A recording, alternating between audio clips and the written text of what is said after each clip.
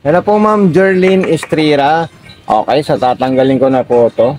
So kay Ma'am Jerlyn Estrira, ito po yung details namin kung saan nyo po kami pwede makontak. Huwag nyo po ito tatapon. Kailangan basahin nyo po ito para kung may mga concern po kayo sa ating sewing machine. At ito na rin po yung mga freebies natin Ma'am. So tayo po ay maglalagay ng sinulid po Ma'am kung paano po tayo maglalagay. Okay, at papatong natin dito yan Ma'am. Okay, so nang una tatanggalin natin ito Ma'am at tayo po ay maglalagay ng wiring diagram sa ating sewing machine po Ma'am Jerlyn. Ayan, tatanggalin lang natin ito Ma'am. Okay, tapos itong saksakan natin dito Ma'am, dito po natin yan isasaksak po Ma'am.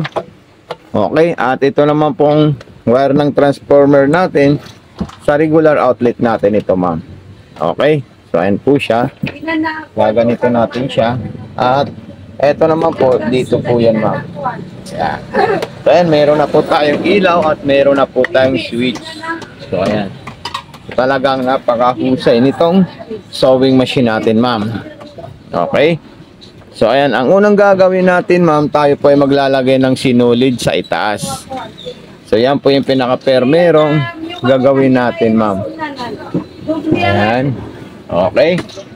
So, ayan po siya, Ma'am. Ayan. So, ito po siya, Ma'am. Yung sinulid natin, Ma'am. Okay. So, ayan, no. So, ganito lang natin ito, Ma'am. Isa. Dalawa. Tapos, tatlo. Ayan. Tingnan mo natin, ha. Ito, pwede niyo po ito tanggalin, Ma'am, para makita niyo po siya, Ma'am. Okay, ito, indicator lang po ito ng tension sa number. So, ito po siya Ma'am, yung pinaka-permer. Sabit natin dyan, at dito po siya Ma'am, ayan. Dito sa bandang likod ng ano natin. Okay? Tapos, pabalagbag po siya Ma'am, ayan. Okay, very good. Then, ayan. Tapos, dito naman po Ma'am. Tapos, butas na po ng sinuli. Ito kasi yung tension number natin dito, number 4. Ayan. Okay, so papasok ko po siya Ma'am sa butas ng karayom po Ma'am. So ayan siya Ma'am ha. Naipasok ko na po siya sa butas ng karayom. Tapos ano natin dito. Ayan. Tapos ito po yung bobbing natin Ma'am. Talagang universal po siya Ma'am. Okay. Yung tama naman pong proseso ng paglalagay ng bobbing po Ma'am. So ganito po siya Ma'am. Ilalagay natin dyan. Tapos igaganito natin siya. Ayan. Okay. Tapos ipapasok natin doon po Ma'am. Basta kung may concern po kayo Ma'am, tumawag lang po kayo Ma'am. Okay, so sunod naman natin dyan, ikutin ko to Ma'am. Ayan, para makain niya po yung sinulid sa ilalim. So ayan po sila Ma'am. Okay, so ayan. Then, ipapasok natin yan sa likod. At ito na po siya. Tayo na po ay mag-testing. Okay, so dito po tayo Ma'am mamimili ng mga design natin. Straight line. Dito naman po yung distance, ayan. Dito naman po yung reverse. Okay? So talagang napakaganda po siya Ma'am. Okay? So ayan, grabe, solid oh. At tahimik na tahimik yung performance. Okay? Tapos kung gusto niyo pong masinsin or dikit-dikit po yung tahi niya, so pwede niyo po ito i-adjust Ma'am. Okay? So ayan, napaka-perfect po ng design ng ating sewing machine. At tayo po ay kukuha ng zigzag. Ayan. As ilagay natin ko sa number 2. Ayan. Okay.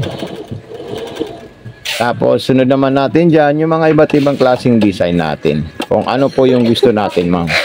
Button hole. Yan, napaka-perfect din to gumawa ng button holder. Ayan. Okay. So button holder po yan Ma'am. Ayan. Pwedeng pa atras, pwedeng pa reverse. So pag ako nagbo-button hole, ganito ko lang siya nilalagay. Ayan. Tapos ito. Ayan. Tapos lock ulit. Tapos ayan. Tapos pag ganyan. Tapos lock. Ayan. Okay. So napakahusay po siya. Ayan. Okay. So napaka-perfect po siya Ma'am. Sobra siyang masinsin. So bigyan mo lang po siya ng spacing po Ma'am. Ayan. So button holder na po yung ginawa natin dyan Ma'am. Okay, so yung mga iba't ibang klaseng design niya tulad ng pang garterize. So ayan po sila Ma'am. So napakahusay po siya gumawa ng pang garterize. Ayan. Talagang napaka-solid nito, ma'am. Ayan. Okay, tapos another naman po, ayan po siya, ma'am. Then another design naman po, ayan. Okay. So pag may katanungan po kayo, ma'am, wag po kayo mahihiya, ma'am, mag-message sa atin, ma'am. Okay, so ayan, napakahusay ng stitches natin, ma'am. So ayan, nilagay ko na po siya sa normal na straight line po, ma'am. Ayan, so salamat po, ma'am, kay Jerlyn Estrera. Thank you so much po, ma'am. Okay, so ilalagay ko po to dito yan, ma'am. Ayan, para maipit po siya, ma'am. Ayan. Okay, so ito na po yung mga paprevis natin dito, ma'am. Ayan. Salamat po, ma'am Estrera, and God bless po, ma'am. Ayan.